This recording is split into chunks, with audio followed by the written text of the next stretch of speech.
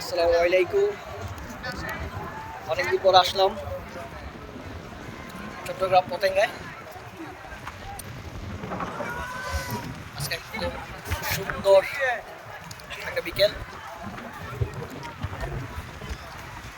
পতেঙ্গা আজকে প্রচুর মানুষ, সুন্দর নদীর তুলনায় কম। ফ্রন্ট সাইডটা দেখেন,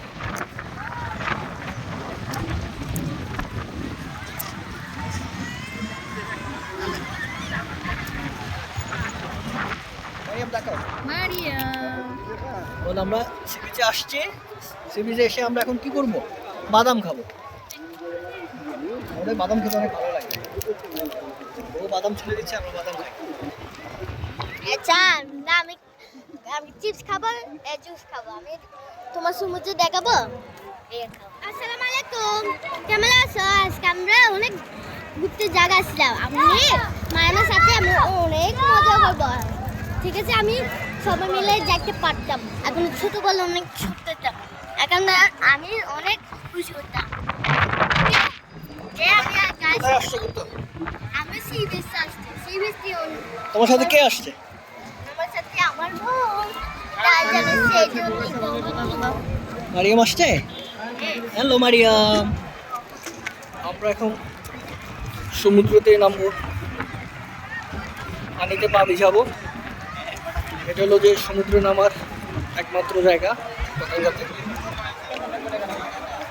এই সিঁড়িটা দিয়ে আমরা নামি। জোয়ারের সময় এখান পর্যন্ত পানি চলে আসে। জোয়ারটা শেষ হয়েছে কিছুক্ষণ আগে। তবে নামার সময় একটু সাবধানে নামতে হবে, কারণ পানিতে পুরো একটা পিচ্ছিল হয়ে আছে, যে কোনো মুহূর্তে স্লিপ করতে পারে। পিচের মধ্যে পিচ্ছিটা গোসল করছে।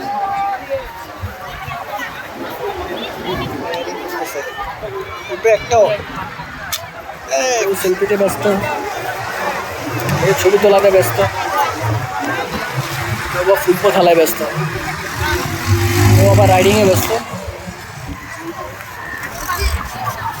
কেউ আবার ঘোরা নিয়ে। মানুষ চলে গেছে, দেখাই জুম করে। এই দেখেন বাড়ি থেকে কত দূরে গেছে ওরা।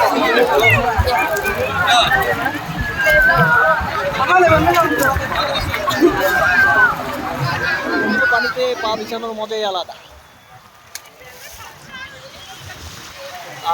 সুন্দর ঢেউ, যদি কক্সবাজারের মতো ঢেউ নাই, তবুও এই ছোট ঢেউ আমাদের কাছে অনেক ভালো লাগে।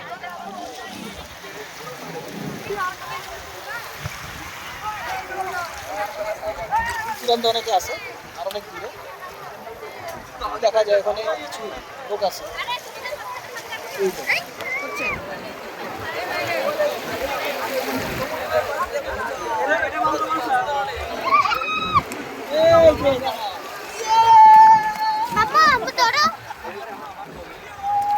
Chào Xanh.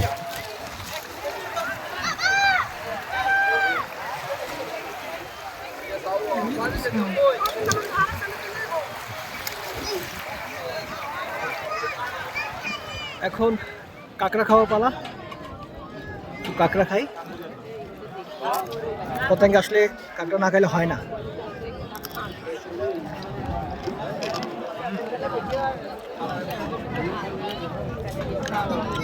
ভালো টেস্ট।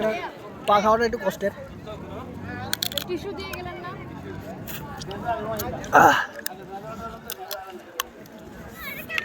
পেঁয়াজু না খেলে পতেঙ্গা আসার মূল মজাটাই পাওয়া যায় না।